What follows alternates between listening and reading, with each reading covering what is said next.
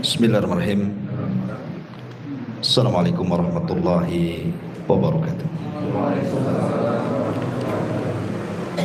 Alhamdulillah wassalatu wassalamu ala Rasulillah wa ala alihi wa sahbihi wa mawalah wa la hawla wa la quwata illa billahi wa ba'du. Alhamdulillah, di malam hari ini kembali kita bisa duduk untuk berthalabul ilmi,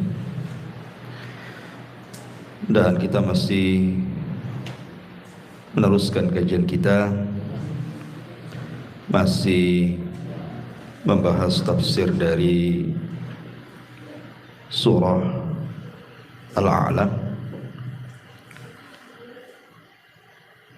Dan kemarin kita sudah membahas ayat fadzakir in nafa'atiz dzikra sayadzakkaru may yakhsha wa yatajannabuhal ashqa alladhi yaslan naral kubra thumma la yamutu fiha wa la yahya. Fadzakir, maka berilah peringatan, karena terkadang peringatan itu mendatangkan manfaat. Kemarin kita sudah singgung tentang kalimat fadzakir, bahwa kita ini bagaimanapun tetap memerlukan nasihat dan juga mau'idhah serta peringatan dari saudara kita kepada kita. Karena manfaat mendengarkan peringatan itu sangat besar. Masalahnya manusia itu kan terbagi menjadi 4 ketika mendapatkan peringatan, nasihat, wejangan.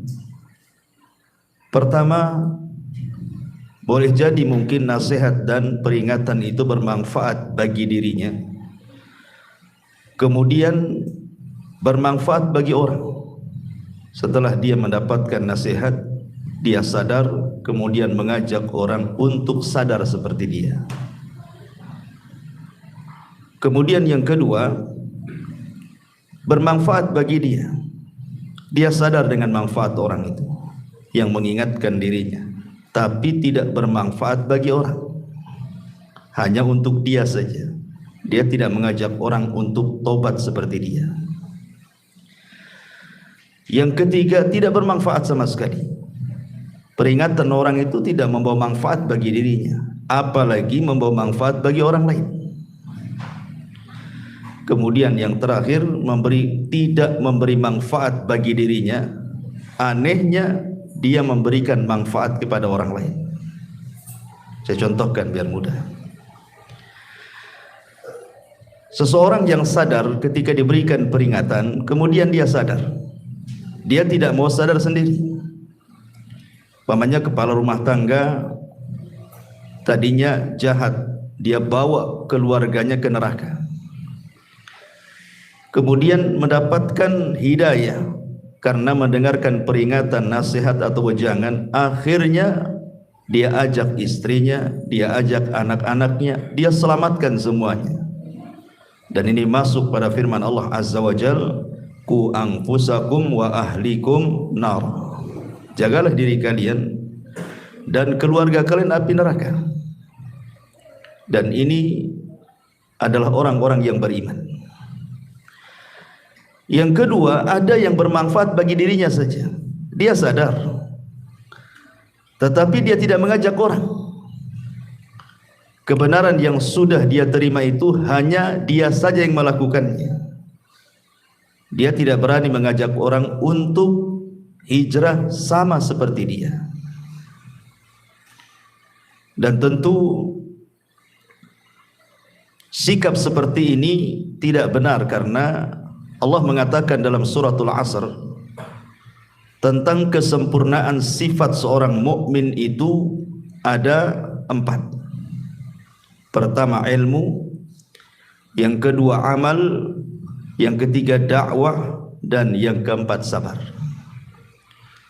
Illal ladzina amanu artinya ilmu, wa amilus solihat, setelah punya ilmu dia beramal saleh, setelah beramal saleh dia wa tawassaw bil haq berdakwah, setelah dia berdakwah wa tawassaw bis sabr dia sabar.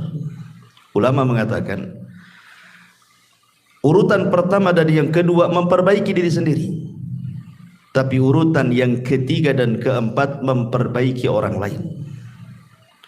Artinya ilmu juga harus didakwahkan. Ini yang kedua. Yang ketiga, ada yang sama sekali tidak bermanfaat. Mereka berpaling dari peringatan, seperti orang-orang kafir yang Allah katakan a'angdzartahum am lam tunzirhum la yu'min. Kau beri peringatan, mereka tidak diberi peringatan, tetap mereka tidak beriman.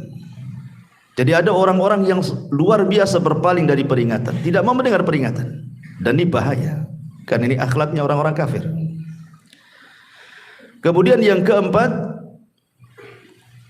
tidak manfaat bagi dia, tetapi dia tularkan kepada orang lain.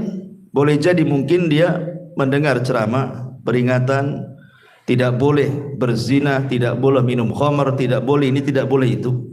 Tapi dia tidak manfaat, tetap saja minum, tetap saja zina, tetap saja dia berdusta dan begitu seterusnya. Tapi dia memperingatkan orang lain, jangan kalian zina, jangan kalian begini, begitu. Ya. Ini dikhawatirkan masuk lima taquluna ma la taf'alun. Kabura maqtan indallahi an taqulu ma la taf'alun. Jangan kalian mengatakan apa yang kalian tidak kerjakan, karena besar sekali maktan azab Allah itu bagi orang yang ngomong doang tetapi tidak mau mengamalkannya. Ma'asyiral muslimin yang dimuliakan Allah Azza wa Jalla, di antara bentuk zakir, mencari peringatan atau mencari nasihat itu adalah dengan hadirnya di majelis ilmu. Kalau Anda ingin mendapatkan peringatan, nasihat-nasihat, hadir di majelis ilmu. Karena orang yang jarang hadir di majelis ilmu itu sangat membahayakan, sangat-sangat membahayakan. Perhatikan firman Allah Subhanahu wa taala, Allah mengatakan, "Wa idza ma unzilat suratun nadhara ba'duhum ila ba'din hal yarakum min ahadin thumma sarafu sarafallahu qulubahum bi annahum qaumul la yafqahun."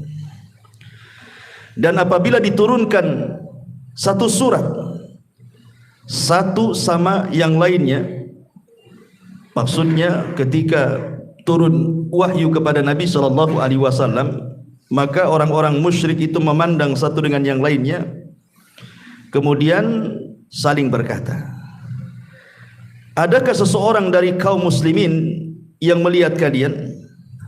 Setelah itu mereka pun pergi. Allah memalingkan hati mereka disebabkan mereka adalah kaum yang tidak memahami wahyu. Dari sini istinbat ayat, kata para ulama, orang yang menjauh daripada majelis-majelis ilmu, berpaling secara badan, tidak suka mendengarkan ayat Al-Quran, hadis-hadis Nabi, ditinggalkan dia, maka Allah akan palingkan hatinya.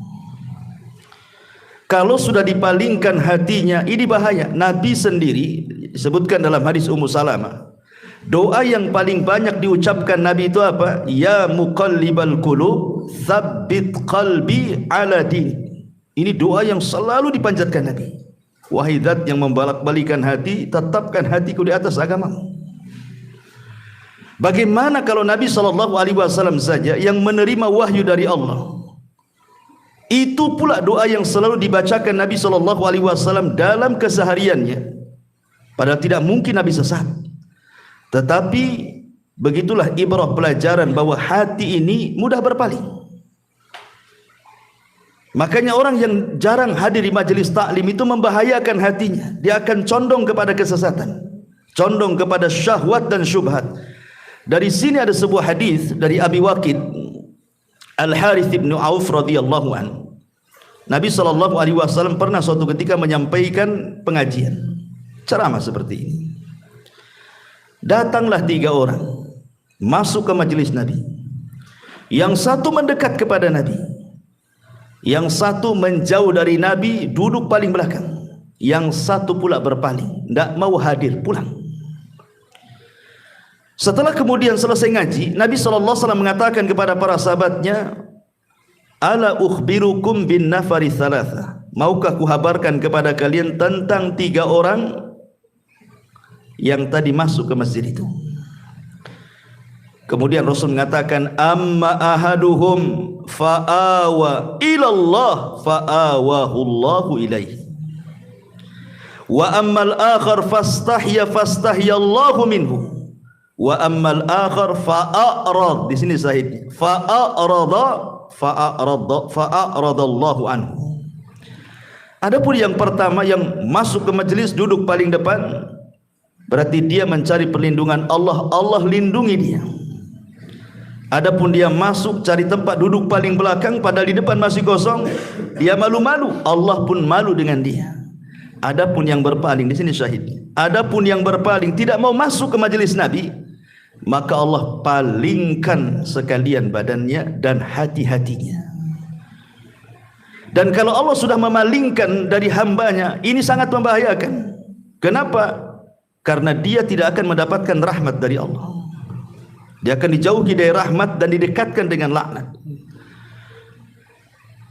Dan pada hari kiamat Allah tidak akan memandang dia. Allah akan palingkan wajahnya dari dia. Dan kalau Allah Subhanahu wa taala sampai memalingkan wajahnya dan tidak melihat kita, maka inilah Allah katakan wasayujannabuhal ashqa. Maka orang-orang yang mereka berpaling, yatajannabuha, menghindar, menjauh. Ha ini kembali kepada peringatan.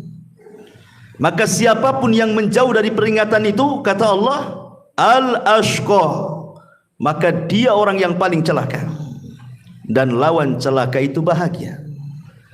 Tempat orang bahagia itu di surga, tempat orang celaka itu di neraka. Makanya Allah mengatakan alladzi yaslan naral kubra, yaitu orang-orang yang akan memasuki api neraka yang sangat besar.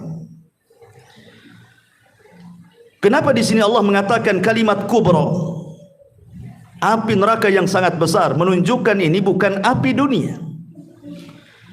Seandainya antum kumpulkan api dunia ini, semua antum kumpulkan satu dunia api ini, sak lahar-laharnya, kemudian barakinnya, api-api yang dalam lautan, yang dalam perut bumi, dikumpulkan semuanya, itu kecil dibandingkan dengan api neraka. Jadi di sini Allah sedang menceritakan tentang api neraka dan kengeriannya, yang Allah katakan tsumma la yamutu fiha wa la yahya. Selanjutnya di sana dia tidak akan mati dan tidak pula hidup, artinya tersiksa selamanya. Maka kajian di malam hari ini kita akan fokuskan mengenal neraka. Apa sifat-sifatnya? Bagaimana kengeriannya? Bagaimana azabnya? Apakah setiap mukmin juga ada yang masuk neraka? Apakah orang yang masuk neraka tidak akan keluar dari neraka lagi? Dan begitu seterusnya. Nanti kita akan bentangkan, kita akan kenalan seperti apa neraka itu. Ma'asyiral muslimin yang dimuliakan Allah Subhanahu wa taala. Ahli sunnah wal jamaah meyakini bahwa surga dan neraka itu keduanya sudah dicipta. Dan ini menyelisih keyakinan orang-orang Jahmiyah dan juga orang-orang falasifah ahli kalam, yang sebagian mereka mengatakan bahwa neraka belum tercipta. Bahkan sebagian mereka mengatakan bahwa keduanya tidak kekal. Dan ini sangat bertentangan dengan banyak dalil. Tapi ada juga yang ekstrim seperti Khawarij dan Mu'tazilah. Kalau orang masuk neraka, dia tidak akan keluar darinya, walaupun dia seorang mukmin. Kalau dia sudah masuk neraka, tidak akan keluar. Makanya orang-orang Khawarij ketika menghukumi para pelaku dosa besar, mereka mengatakan kafir di dunia, kekal di neraka. Tapi orang-orang Mu'tazilah mereka banci.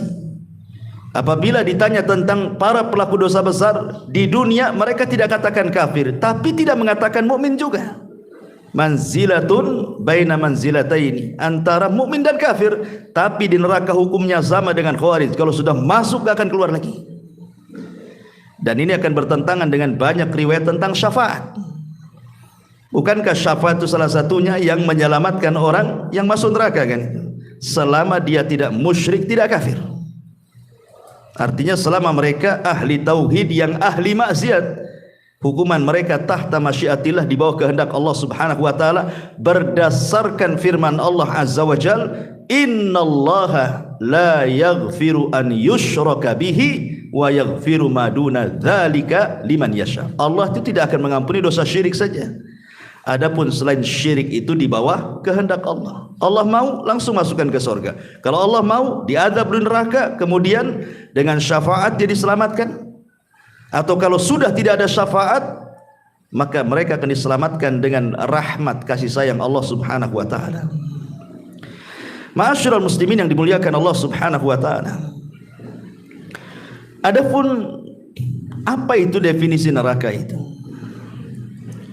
Ma'asyiral muslimin yang dimuliakan Allah Subhanahu wa taala, neraka itu disebutkan oleh para ulama darul adzab allati a'addaha Allahu lil kuffari wal munafiqina wal usati fil akhirati.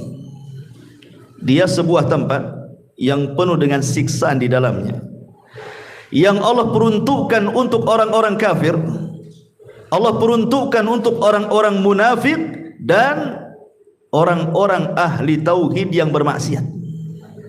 Itulah definisi neraka.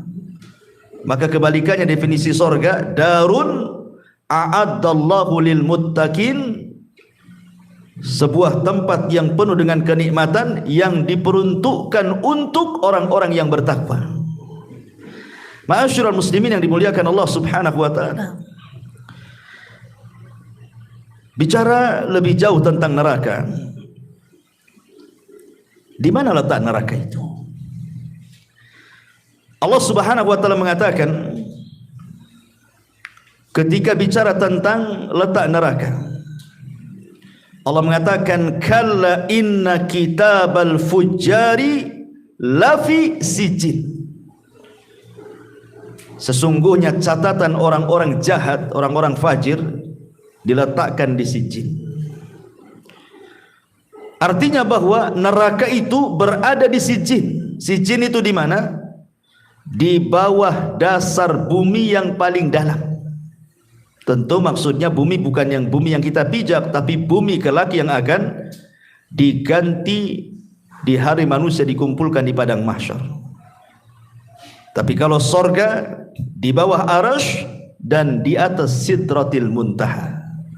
Jadi awalnya sidratil muntaha, baru sorga, akhirnya di bawah arasy Allah Subhanahu wa taala, karena arasy itu menjadi atap pelaponnya sorga yang paling tinggi, sorga Firdaus.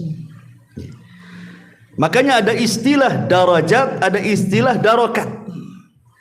Darajat itu maksudnya tangga ke atas.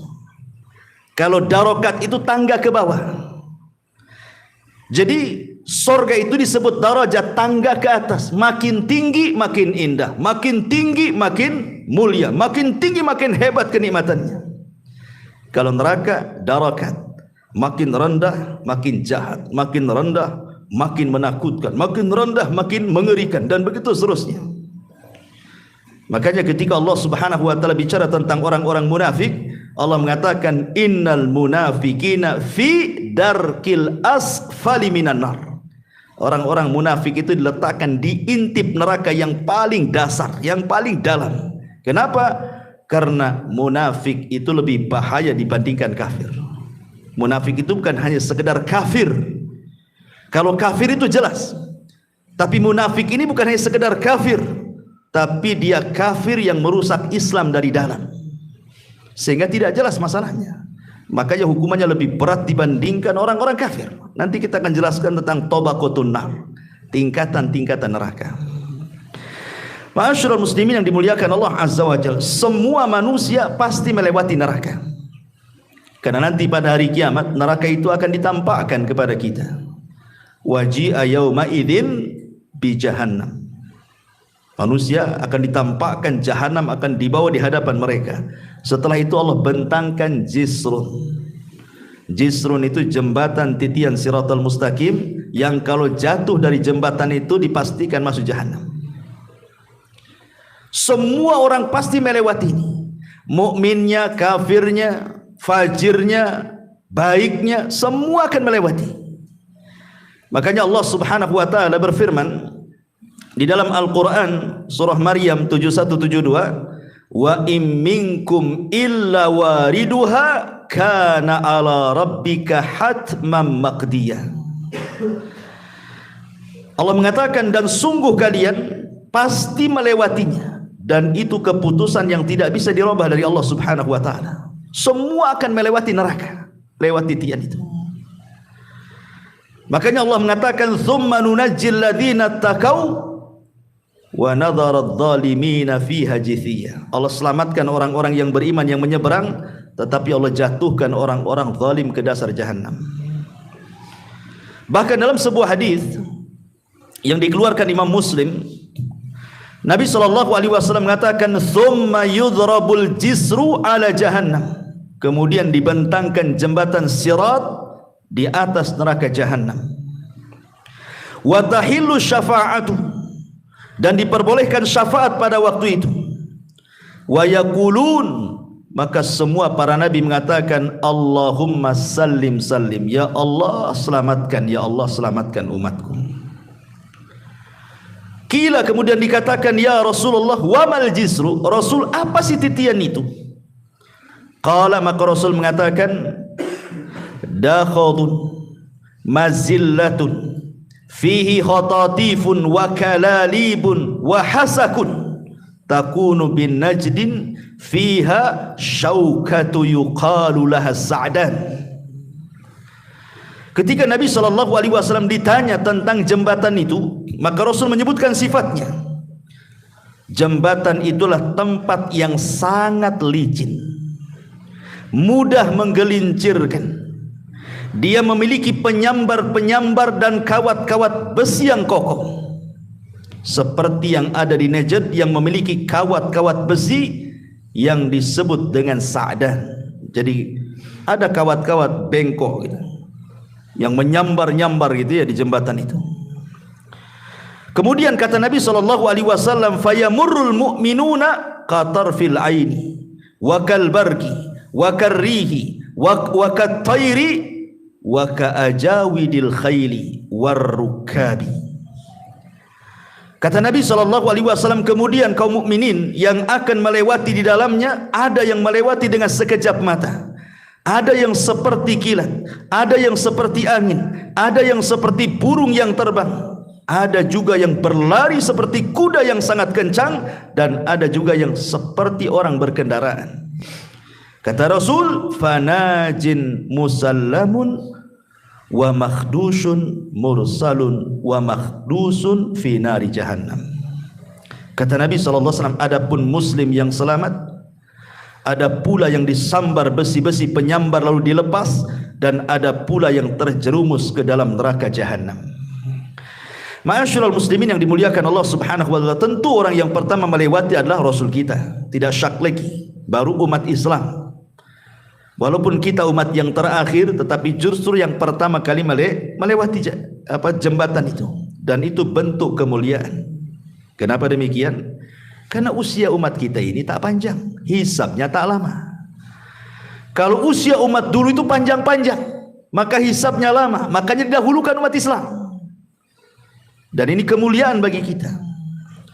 Ma'asyiral muslimin yang dimuliakan Allah Azza wa Jalla, sebenarnya neraka itu cuma satu secara zatnya, tetapi muta'addidatun fis sifat.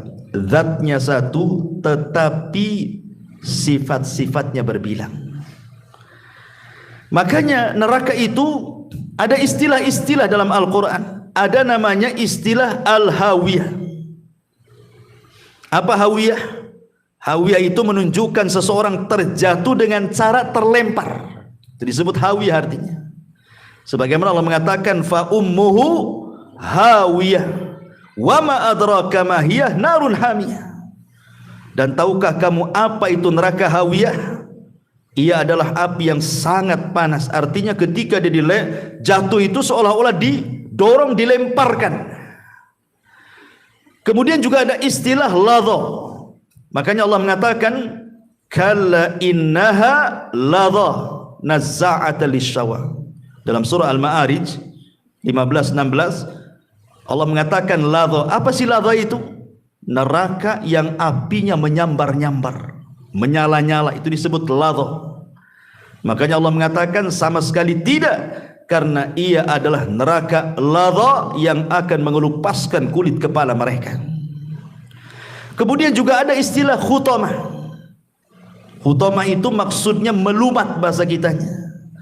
Dan itu Allah katakan kalla la yumbadanna fi al-khutamah. Wa ma adraka mal khutamah? Narullahil muqadah allati tattali'u 'alal afidah. Betul-betul melumat sampai ke hatinya. Allah katakan sekali-kali tidak, pasti akan dilempar ke neraka khutamah. Dan tahukah kamu apa neraka khutamah itu? Yaitu api Allah yang dinyalakan, yang membakar sampai ke hati orang itu. Kemudian juga ada istilah jahannam. Tentu artinya jahannam itu api yang sangat panas sekali. Makanya Allah mengatakan ketika orang-orang munafik diajak jihad ke perang Tabuk, sebagian mereka menganggap ngapain jihad di musim panas, belum sampai udah kalah kita karena kepanasan. Maka turun ayat kul naru jahannam asyaddu harran law kanu yafqahun. Katakan ya Muhammad kepada orang-orang munafik itu, neraka jahannam lebih panas kalau seandainya mereka tahu. Kemudian juga ada istilah jahim. Dalam Quran itu ada istilah jahim. Jahim ini lebih panas dibandingkan jahannam. Sebagaimana Allah mengatakan fa amma man tagha wa atharul hayatad dunya fa innal jahima hiyal ma'wah. Adapun orang-orang yang melampaui batas dan lebih mengutamakan kehidupan dunia, maka neraka jahimlah tempat tinggalnya. Kemudian Allah juga mengistilahkan dengan kalimat sakor. Sakor itu membakar, ya. Allah mengatakan masalakakum fi sakor qalu lam naku minal musallin. Kenapa kalian sampai masuk ke neraka sakor? Maka orang-orang mengatakan karena dulu kami tidak pernah sholat. Kemudian juga ada istilah sa'ir. Sebagaimana Allah mengatakan wa amman utiya kitabahu wara'a dhahri fasawfa yad'u thubura wa yasla sa'ira. Sa'ir itu artinya bukan hanya sekedar api yang menyala, tetapi berkobar-kobar sangat tinggi sekali. Apinya itu makin tinggi gitu. Itu disebut sakor namanya. Makanya Allah mengatakan adapun orang-orang yang diberikan catatan amal dari belakang punggungnya, maka ia akan berteriak celakalah aku, dan dia akan masuk ke neraka sakor. Kemudian juga ada istilah sijin. Sijin itu artinya penjara. Karena orang masuk neraka tidak mungkin keluar dari situ, seolah-olah dia masuk ke penjara api neraka. Makanya Allah mengatakan wa ma adraka ma sijin dalam surah Mutaffifin itu ayat 8, tahukah kamu apa itu sijin? Itulah sifat-sifat neraka, ya. Ma'asyiral muslimin yang dimuliakan Allah Subhanahu wa taala. Allah Subhanahu wa taala ketika menyebutkan kengerian neraka, ada istilah-istilah yang sangat menakutkan bagi neraka itu. Terkadang Allah membahasakan dengan bi'sal masir. Apa bi'sal masir itu? Seburuk-buruk tempat kembali. Walilladzina kafaru birabbihim adzabu jahannam wa bi'sal masir. Surah Al-Mulk ayat 6. Dan orang-orang yang ingkar kepada Tuhannya akan mendapatkan adab jahannam, dan itu seburuk-buruk tempat. Di dunia ini seburuk-buruk tempat pun tidak lebih buruk daripada neraka. Sebutkan tempat yang paling buruk di dunia, tidak seburuk neraka. Bahkan ada istilah juga bi'sal qarar. Sebagaimana Allah mengatakan jahannam yaslaunaha wa bi'sal qarar. Ibrahim 29. Yaitu neraka jahannam, mereka masuk ke dalamnya dan itu seburuk-buruk tempat kediaman. Qarar. Ya. Terkadang Allah Subhanahu wa taala membahasakan dengan darul bawar. Sebagaimana Allah mengatakan, alam tara ilal ladzina baddalu ni'matallahi kufra wa ahallu qaumahum daral bawar. Surah Ibrahim ayat 28. Allah mengatakan, tidakkah kamu memperhatikan orang-orang yang telah menukar nikmat Allah dengan ingkar kepada Allah dan menjatuhkan kaumnya ke lembah kebinasaan.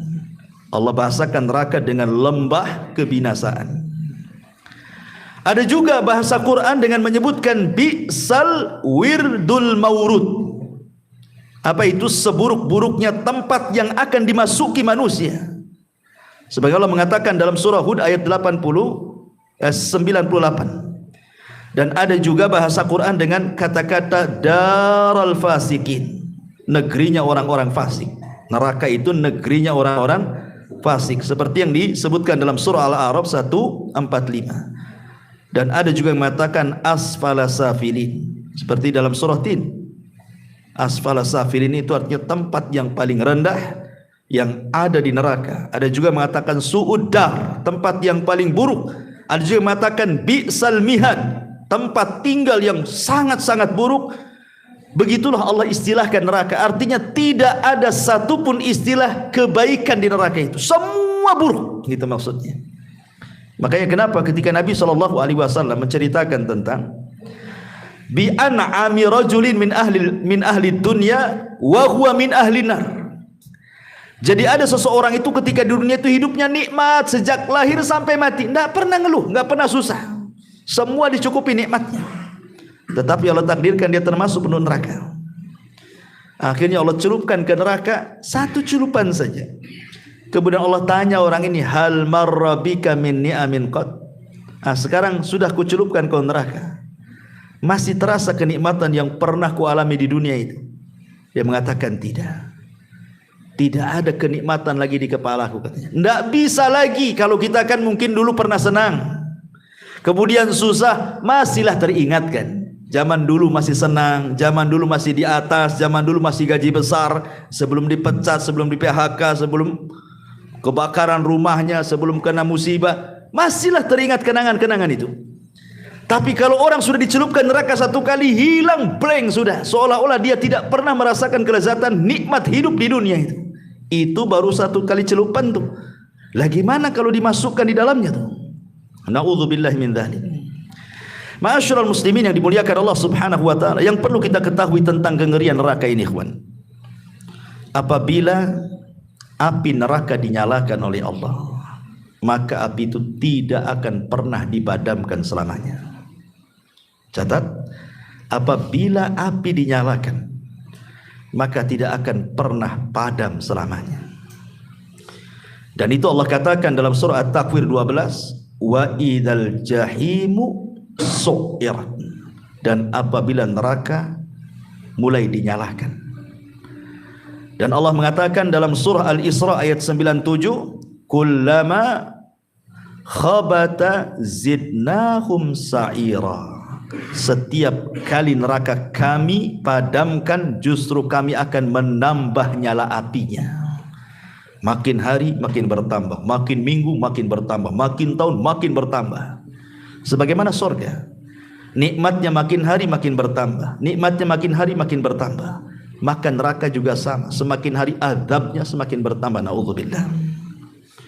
Dan ingat, neraka itu bisa melihat, neraka itu bisa mendengar, dan neraka itu bisa bicara.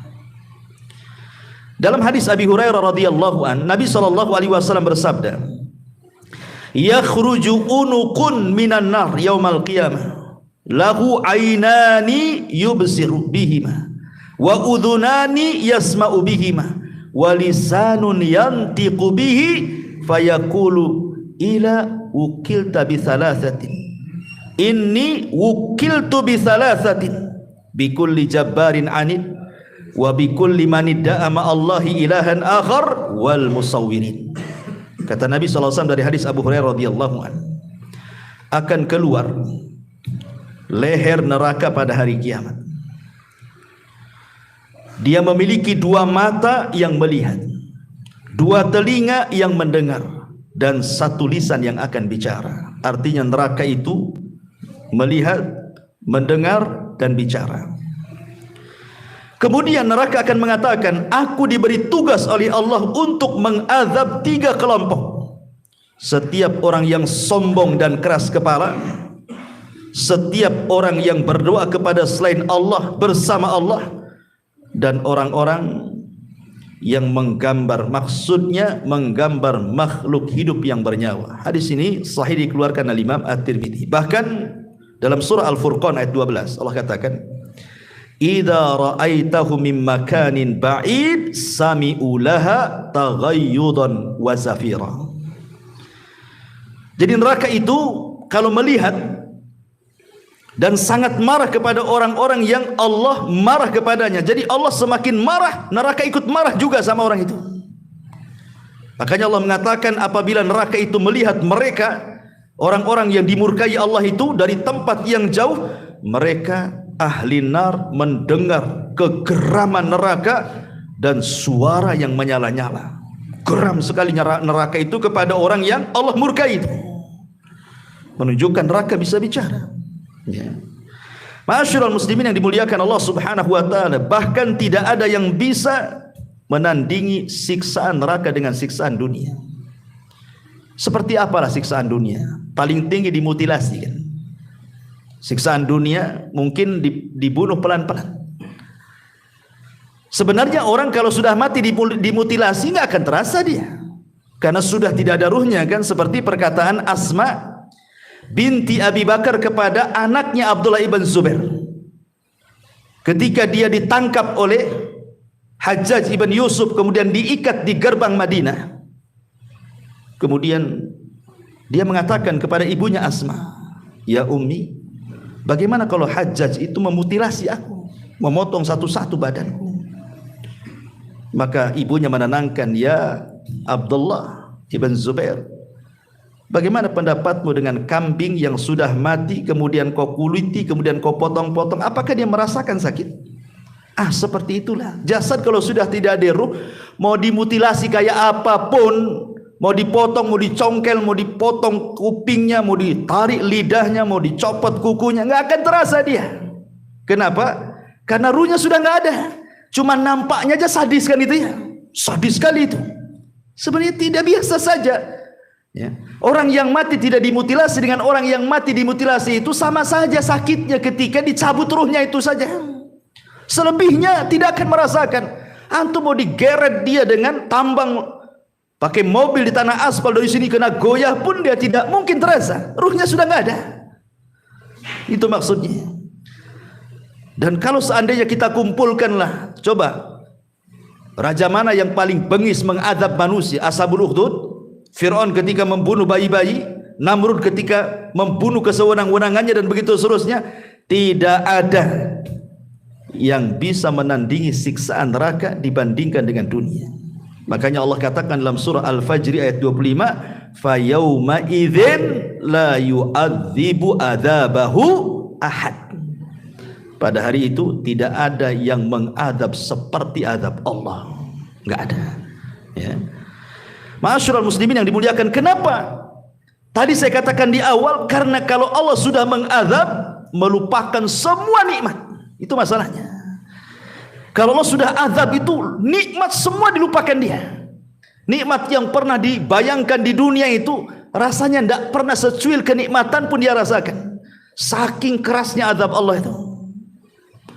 Ma'asyiral muslimin yang dimuliakan Allah Azza wa Jalla, bahkan saking kerasnya, terkadang sebagian mereka ingin menebus dengan orang-orang yang dicintainya. Kalau antum di dunia ada masalah dengan anak antum, kena kes, narkoba, masuk penjara, ada masalah, pasti antum ingin tebus anak antum. Rata-rata kan begitu, orang kalau cinta dengan anak, walaupun dia salah masuk penjara, kalau bisa bayar uang cepat keluar. Itu di dunia. Kita akan menebus orang-orang yang kita cintai supaya tidak terkena musibah. Tapi di akhirat terbalik. Anak yang kita cintai siap dijadikan tebusan agar dia tidak disiksa di neraka. Coba bayangkan, ya. Kalau bukan karena dahsyatnya kan, kalau di dunia kan terbalik ya. Kalau anak kita, istri kita ada masalah, kita berusaha cari uang, kita tebus supaya dia jangan sampai terkena masalah. Seperti yang dilakukan Zainab ketika suaminya menjadi tawanan Nabi SAW. Zainab sangat mencintai Abil As ibn Rabi, padahal Abil As itu masih kafir, tapi dia ingin menebusnya karena cintanya Zainab kepada Abil As. Diambilnya kalung itu, padahal kalung itu hadiah Zainab di waktu pernikahan Zainab bersama Abil As, dikirim kepada Nabi SAW untuk menebus suaminya. Ketika Rasul melihat kalung itu, dibolak-balik, terkadang dicium, kemudian menangis. Kemudian sahabat bertanya, "Ya Rasul, kenapa anda menangis gara-gara memegang kalung?" katanya. Kata Nabi SAW, "Tahukah kalung ini? Kalung ini pemberian Khadijah kepada Zainab di malam hari pernikahannya. Kalau kalian mau, kembalikan kalung ini kepada pemiliknya. Lepaskan Abil As," katanya. Itu di dunia. Kita pasti akan menebuskan orang-orang kita cintai. Di akhirat terbalik. Orang-orang kalau masuk neraka, kalau bisa saya keluar dari neraka, anak saya yang saya masukkan. Kalau bisa seperti itu, ditebusnya tuh dia. Makanya Allah mengatakan dalam surah Al-Ma'arij ayat 11-14, "Yawaddul mujrimu law yaftadi min adzabi yawma idzin bibani wa sahibatihi wa akhi wa fasilatihi allati tuwi wa man fil ardi jami'an thumma yunji," katanya. Orang-orang kafir berangan-angan nih, andai kata bisa menebus azab itu saat itu dengan anak-anak yang dicintainya, istri yang dicintainya, saudara laki-laki yang dicintainya, keluarga yang dicintainya, dan semua yang ada di permukaan bumi, kalau perlu dimasukkan ke neraka, dia yang keluar. Coba bayangkan. Sedemikian dahsyatnya gitu neraka itu, sampai orang-orang yang kita cintai di dunia dikorbankan. Lihat Abu Lahab ketika turun surah Tabbat yada Abi Lahabi wa tab sampai kepada sayasla naran dzata lahab, dia susumber di hadapan kawan-kawannya dan mengatakan, kalau yang dikatakan Muhammad itu benar, bahwa aku akan masuk ke dalam neraka yang menyala-nyala, sayasla naran dzata lahab, katanya, aku banyak anakku sukses katanya, uangku banyak, hartaku melimpah katanya, aku bisa tebus neraka itu dengan anak dan hartaku. Allah katakan, ma'agna anhu maluhu wa makasab. Abu Lahab, anakmu gak ada manfaatnya, hartamu gak ada manfaatnya. Kalau kau sudah masuk neraka, tidak bisa jadi tebusannya. Ya. Ma'asyiral muslimin yang dimuliakan Allah Subhanahu wa ta'ala. Makanya kalau orang sudah masuk neraka, setiap hari mereka akan menjerit, terus akan menjerit. Itulah pekerjaan sehari-hari penduduk neraka itu, hanya menjerit, minta dikeluarkan. Makanya Allah Subhanahu wa taala sampai mengatakan dalam surah Fatir ayat 37, wahum yastarihuna fiha rabbana akhrijna na'mal salihan ghaira alladhi kunna na'mal, katanya. Mereka pun berteriak-teriak setiap hari dari neraka itu dan mengatakan, ya Rabb, keluarkanlah kami dari neraka. Kami janji kami akan beramal soleh, kami janji akan beramal soleh, amalan lain dari apa yang sudah kami amalkan, katanya. Manfaat? Tidak manfaat. Mereka menjerit-jerit tidak akan manfaat, karena mustahil. Karena Allah Subhanahu wa taala mengatakan, lauruddu la'adu limanuhu anhu. Seandainya Allah kabulkan permintaan orang-orang kafir itu yang mengatakan, ya Rabb kami, keluarkan kami, kami akan beramal saleh, maka Allah mengatakan, lauruddu la'adu limanuhu anhu. Kalau mereka Allah keluarkan dari neraka, dibalikan ke bumi, pasti kafir lagi. Katanya. Pasti kafir lagi, katanya. Kata Allah, tidak mungkin. Kalian hanya ngomong aja nggak jelas. Kalau aku ambil kau, masukkan lagi, kuciptakan dunia baru, pasti kau kufur lagi dengan aku, kata Allah, katanya. Sudah di situ saja, katanya. Subhanallah. Ya. Sehingga sebagian mereka karena tidak digubris, mereka pun meminta kepada para malaikat penjaga neraka, malaikat Malik, agar meminta kepada Allah supaya mereka mati saja daripada hidup. Permintaan mereka, setelah 1000 tahun mereka disiksa, kata para ulama, ada yang mengatakan 100 tahun mereka disiksa di neraka, mereka memanggil-manggil malaikat Malik penjaga neraka. Wa nadau ya Malik, dalam surah Zuhruf 77, wa nadau ya Malik liyaqdi alaina rabbuk qala innakum makithun, qala innakum makithun, katanya. Dan mereka memanggil, wahai Malik, hendaklah Rabbmu mematikan kami saja. Minta kepada Allah agar Allah itu mematikan kami saja di sini. Malik berkata, sungguhnya kalian akan tetap tinggal di neraka. Enggak ada keringanan sedikit pun. Di dunia orang kena masalah, masuk pengadilan, terkadang ada keringanan, bisa kita bayar para pengacara yang handal, yang hebat, yang orator. Sogok sana, sogok sini, ringan hukuman dia. Di akhirat, lawyernya saja butuh lawyer, pengacaranya saja butuh pengacara. Nggak ada pengacara di akhirat itu, nggak laku. Ma'asyiral muslimin yang dimuliakan Allah Azza wa Jalla, kenapa kemudian mereka sampai menjerit-jerit minta dikeluarkan, lebih baik mati dibandingkan hidup? Karena mereka merasakan panas yang luar biasa. Antum jangan lagi di neraka, antum saya kurung di satu ruangan, atasnya pakai seng, pakai asbes, gitu kan? Jangan ada kipas, jangan ada AC, sehari saja kayak di sauna antum. Wah, ada sibuk antum kedua. Padahal cuman nggak ada AC, nggak ada kipas, nggak ada angin ventilasi, pengap di situ kan. Kita udah kesusah tuh. Semana orang ini udah betul-betul masuk ke api neraka, yang Nabi SAW mengatakan bahwa api dunia ini hanya 1 bagian dari 70 bagian. Dalam riwayat yang lain 100 bagian api neraka. Itu saja kalau dinyalakan di dunia sudah terbakar satu dunia ini.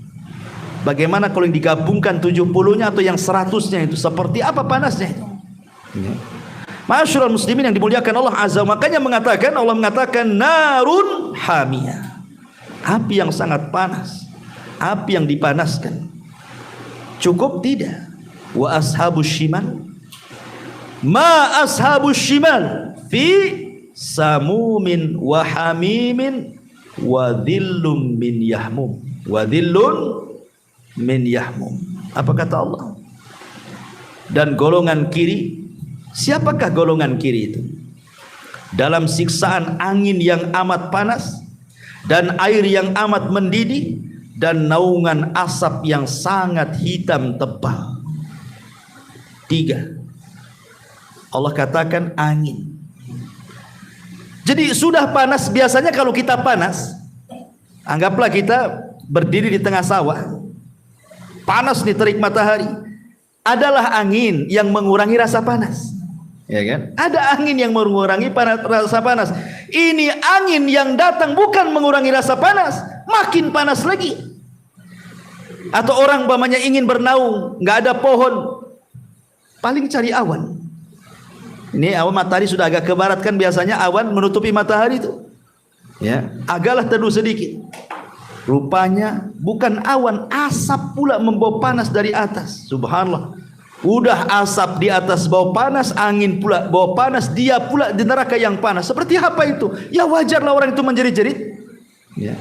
Ma'asyiral muslimin yang dimuliakan Allah Subhanahu wa taala. Bahkan saking panasnya neraka itu, sampai ke bumi panasnya. Panasnya neraka itu loh sampai ke bumi. Makanya kenapa Nabi SAW melarang kita untuk sholat ketika matahari di atas kepala. Apa kata Rasulullah? Abridu bidzuhri, abridu bidzuhri, fa inna shiddatal harri min faihi jahannam, kata Rasul. Teduhkanlah, dinginkanlah pelaksanaan sholat duhur, biar dia tergelincir dulu matahari itu ke barat, agak teduh sedikit. Kenapa?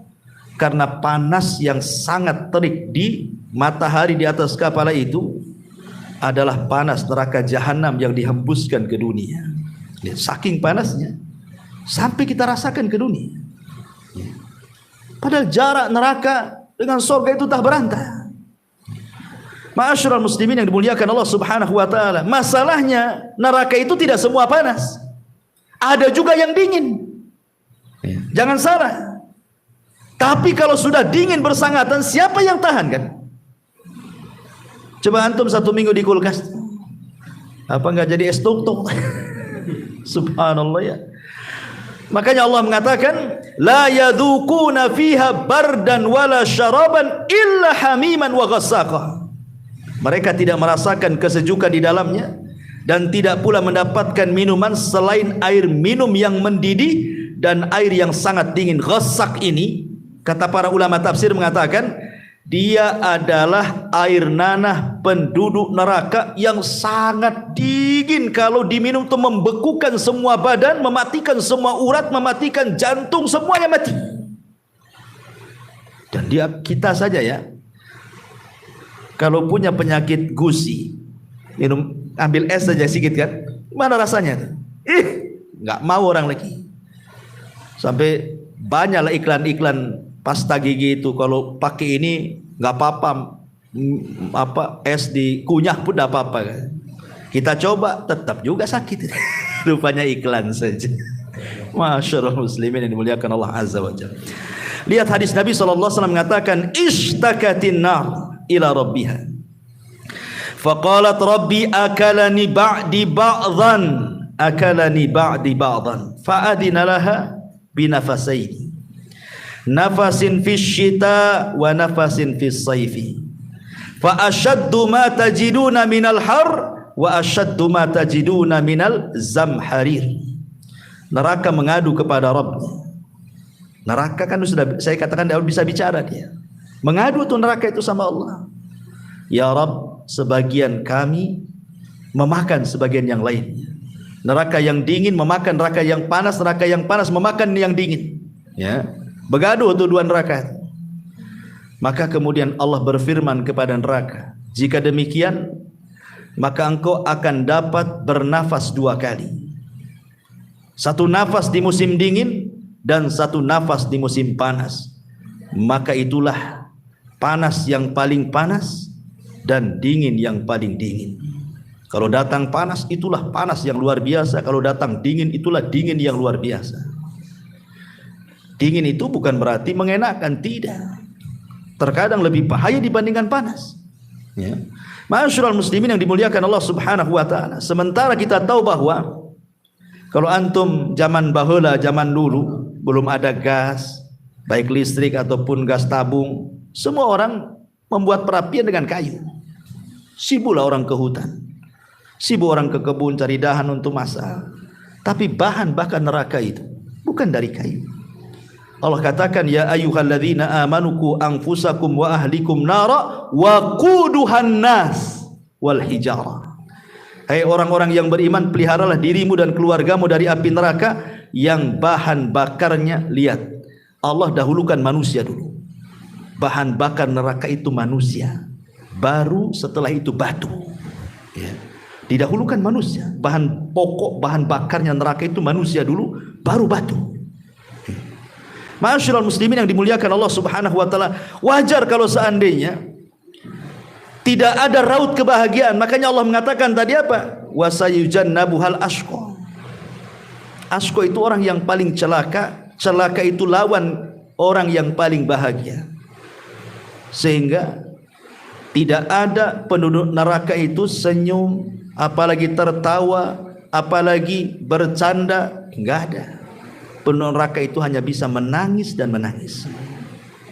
Perhatikan Allah mengatakan dalam surah Al-Anbiya 100, lahum fiha zafirun wa hum fiha la yasma'un. Mereka merintih, menangis dalam api neraka dan mereka di dalamnya tidak bisa mendengar. Subhanallah, dihilangkan pendengarannya. Dari Abdullah ibn Qais radhiyallahu an, Nabi SAW bersabda, inna ahlan nar la yabkuna fin nar hatta law ujriyatis sufun fi dumu'ihim lajara thumma innahum la yabkuna dama ba'da dumu'i wa bimithli ma hum fihi. Subhanallah. Sesungguhnya penduduk neraka itu akan menangis di neraka seandainya perahu itu dijalankan di genangan air mata penduduk neraka, niscaya perahu itu akan berjalan di atasnya. Ketika mereka sudah tidak ada lagi air mata yang dikeluarkan, maka mereka akan menangis dengan tangisan darah sebagai ganti air mata mereka, karena sudah habis tangisannya, sehingga darah yang keluar, naudzubillah. Ya. Dan mereka setiap hari melolong, ikhwan. Setiap hari menjerit, setiap hari melolong. Sampai-sampai Abu Umamah Al-Bahili radhiyallahu an, dia mengatakan, aku mendengar Rasul bersabda. Jadi suatu ketika Rasul itu dibawa oleh dua malaikat ke atas, tinggi dalam tidurnya itu. Dalam mimpinya dibawa dua malaikat, kemudian naik ke atas gunung. Sesampainya di atas gunung, kata Nabi SAW, idza bi aswatin syadidatin, tiba-tiba aku mendengar lolongan-lolongan orang yang menjerit kesakitan, kata Rasul. Kemudian Rasul mengatakan, mahadil aswat, suara lolongan apa ini wahai malaikat? Qalu, maka malaikat ini mengatakan, hadza ghawa'u ahlin nar, ini adalah lolongan-lolongan penduduk neraka. Subhanallah. Ya. Ma'asyiral muslimin, wajar kalau seandainya Nabi SAW ketika dimi'rajkan ke langit kemudian diperlihatkan neraka.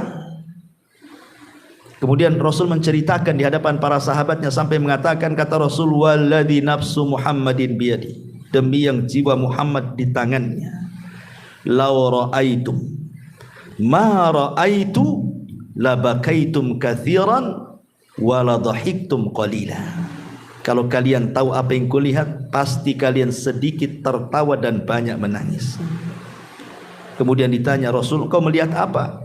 Maka Rasul mengatakan, ra'aitul jannata wan nar, karena telah diperlihatkan kepadaku sorga dan kengerian neraka.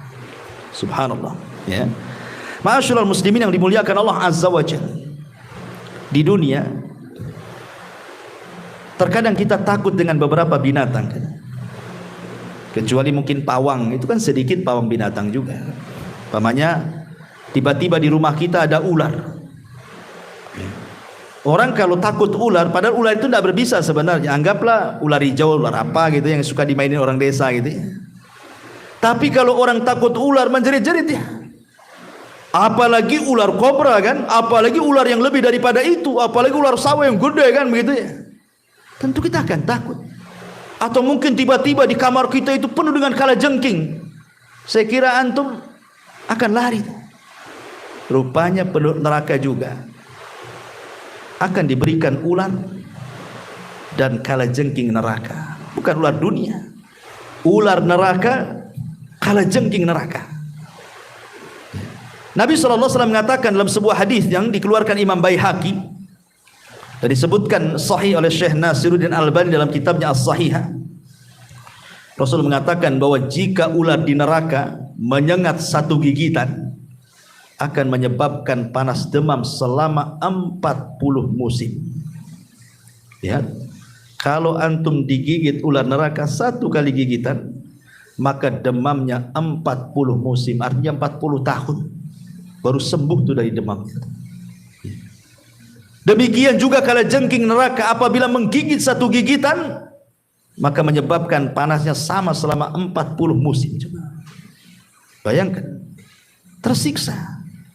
Ya. Kalau mati sekalian selesai kan enak. Tapi ini tersiksa 40 tahun gara-gara menahan sakit gigitan ular dan kalajengking itu. Dan itu di mana-mana ular dan kalajengking neraka itu. Ma'asyiral muslimin yang dimuliakan Allah Azza wa Jalla. Dan kalau kita lihat azab yang paling rendah saja sudah ngeri sebenarnya. Siapa azab yang paling rendah neraka itu? Abu Talib. Ketika Abbas berdua bersama Rasul mengingat jasa-jasa Abu Talib, tetapi kan Abu Talib berarti kafir masalahnya. Jadi Nabi mengatakan, Abbas mengatakan, ya Rasulullah, apakah manfaat itu perjuangan Abu Talib untukmu, katanya. Maka Nabi SAW mengatakan, ya, tadinya Abu Talib itu harusnya digulung di ombak neraka, tapi ku mohon kepada Allah agar diletakkan di sandal neraka.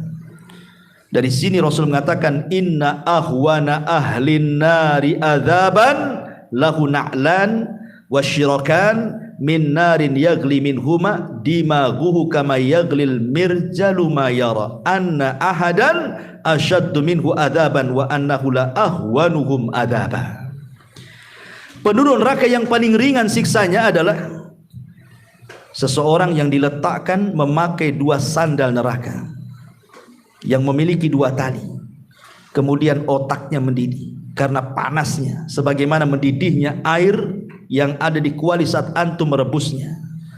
Orang tersebut merasa inilah siksaan yang paling berat, tetapi itulah siksaan yang paling ringan. Jadi siksaan paling ringan saja sudah dianggap siksaan yang paling berat gitu ya. Gimana yang lebih berat lagi? Oh, yang paling ringan saja yang merasakannya itu sudah paling berat kali itu adabnya. Subhanallah. Jadi wajar kalau seandainya neraka itu luar biasa, belum lagi kedalamannya. Neraka itu dalam sekali. Makanya hadis Abi Hurairah radhiyallahu anhu, suatu ketika Rasul pernah berkumpul bersama para sahabat itu mendengar ledakan, dentuman, dum gitu ya. Rasul ngomong sama sahabat, kalian tahu dentuman apa ini katanya? Wajibah ini dalam bahasa Arabnya, dalam bahasa kita dentuman. Sahabat mengatakan, Allah wa Rasulullah alam, kami tidak tahu wahai Rasul. Apa kata Rasul? Hada hajarun rumiyah bihi fi nari jahannam mundu sab'ina kharifan fahuwa yahwi fi nari ilal an hatta intaha ila qa'riha. Itu batu segede unta kata Rasul, yang dijatuhkan dari titian, kemudian jatuh sampai ke neraka jahanam, baru sampai di dasarnya 70 tahun lamanya. Bayangkan kalau orang jatuh dari titian itu, berarti 70 tahun melayang baru sampai di jahanam. Saking dalamnya lembah itu. Antum jangan cerita, antum jatuh dari atap saja ber 3 meter. Sakitnya luar biasa. Ini 70 tahun baru sampai di jahanam. Gimana ceritanya? Ya. Masyarul muslimin, dan orang yang masuk neraka itu banyak. Sampai-sampai dalam sebuah hadis, Adam pernah dipanggil oleh Allah Subhanahu wa taala. Kemudian Allah mengatakan kepada Adam, "Ya Adam, akhrij bi'tsan nar." Adam, keluarkan dari turunanmu yang pantas masuk neraka katanya. Kemudian Adam mengatakan, "Wa ma ba'tsun nar?" Apa yang dimaksud dari umatku utusan-utusan yang akan masuk ke neraka itu ya Rabb? Qala, maka Allah mengatakan, "Min kulli alfin tis'umi'atin wa tis'atun wa tis'ina." Dari 1000 manusia keluarkan 999, masukkan ke neraka dari turunanmu, 1 masukkan ke surga. Subhanallah. Bandingan orang masuk surga dengan neraka itu 999, yang 1 masuk surga. Berarti kan penduduk neraka itu banyak, ya, banyak sekali penduduk neraka itu, karena bandingannya 1 banding 999. Kemudian Rasulullah sallallahu alaihi wasallam mengatakan, "Abshiru fa inna minkum rajulan wa min Ya'juj wa Ma'juj alfa." Bergembiralah kalian, dari 1000 itu 1 dari kalian, dan 999 dari Ya'juj dan Ma'juj. Artinya Ya'juj dan Ma'juj semua masuk neraka. Makanya kenapa Rasul mengatakan dalam hadis, Allah berfirman kepada Nabi Isa yang ketika itu sudah berhasil membunuh Dajjal, kemudian difitnah dengan keluarnya Ya'juj dan Ma'juj dan jebolnya benteng yang dibangun Dzulqarnain itu. Apa kata Allah? Wahai Musa, wahai Isa, sebaiknya kau bawa orang-orang yang beriman ke Bukit Tur. Kau jangan lawan mereka, kau tidak akan bisa mengalahkan mereka. Itu kaum yang tidak bisa diperangi dan tidak bisa dibunuh katanya. Sembunyi. Seorang nabi saja disuruh sembunyi melawan Ya'juj dan Ma'juj itu. Kenapa? Karena itu kaum tidak bisa dibunuh, tidak bisa diperangi. Logikanya ikhwan, antum loh kelahi, antum lawan 10 orang, jago kumpu manapun, kalau 10 orang kaulah antum. Mana ada. Makanya dalam Islam itu, kalau orang berperang kemudian lebih dari 2 boleh lari. Umpamanya ini perang nih, musuhnya kita kaum muslimin 100, musuhnya 300, boleh lari. Dan itu tidak termasuk lari dari peperangan. Tapi kalau musuhnya 2, tidak boleh lari. Mi'atun yaglibuna mi'atain. Al-ana khaffafallahu ankum wa alima anna fikum dha'fa. Sekarang Allah ringankan. Ya, bukan 1 lawan 10 lagi. 1 lawan 2 saja. Karena tahu kami mengetahui kalian itu lemah.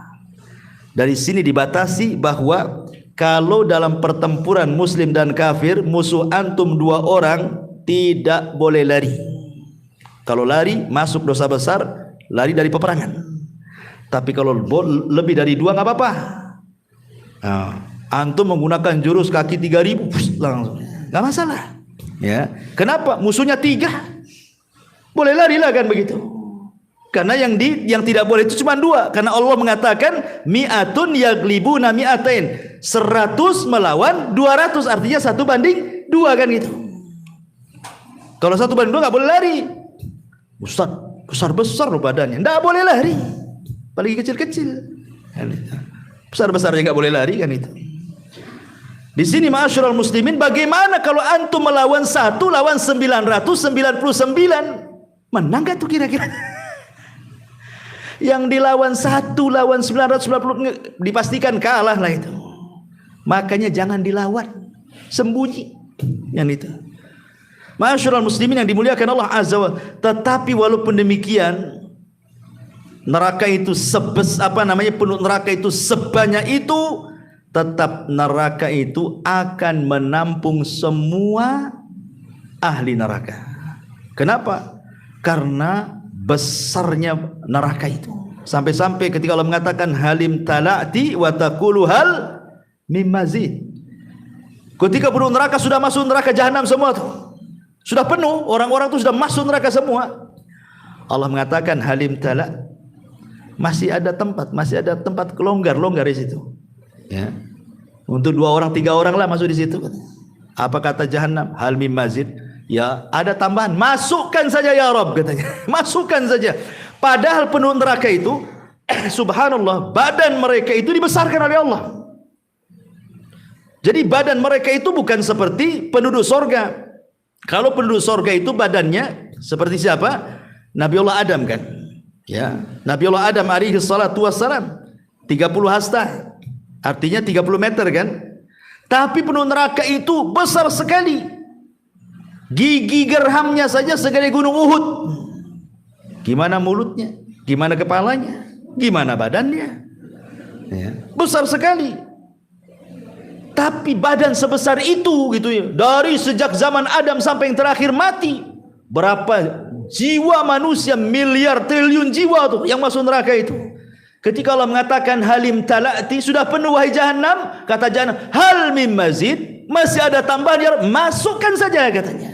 Ya, besar. Bagaimana tidak besar? Rasul mengatakan ketika jahanam itu digeret, memiliki tali kekang berapa? 70.000 talinya tuh.